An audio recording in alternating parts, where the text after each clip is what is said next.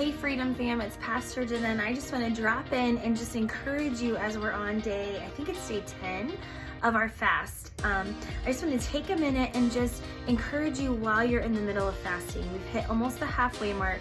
I know there's been temptation. Maybe you've even fallen off the wagon a time or two. I'm fasting sweets, and I ate a little bit of a cookie yesterday and completely forgot about it. Like, it just happens.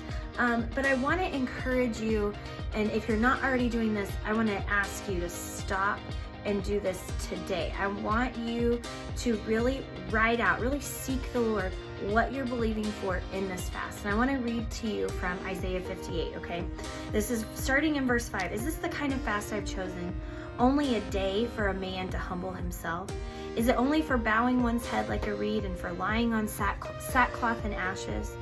Is that what you call a fast, a day acceptable to the Lord? Is this not the kind of fast I have chosen? To loose the chains of injustice and untie the cords of the yoke or of bondage, to set the oppressed free and to break every yoke. That is such a good word and such a good scripture for us to remind ourselves of while we're in the middle of this fast. So here's what I'm going to encourage you to do.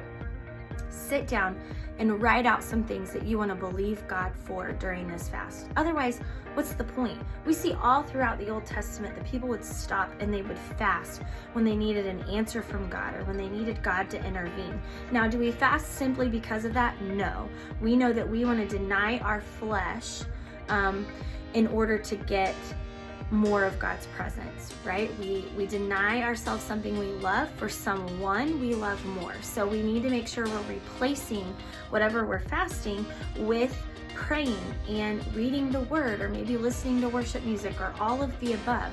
But what do you want to believe God for during this fast? This is also a time where we can set an expectation. So I've done that. I've written out different areas, some personal things where I want to believe God to move in my life, or hear God speak to me on certain things in my family, in our church. So I want to encourage you to do the same thing. Sit down today and write it out. If you haven't done that already, write it out. And then you remind yourself of this every day that we fast for the next 11 days.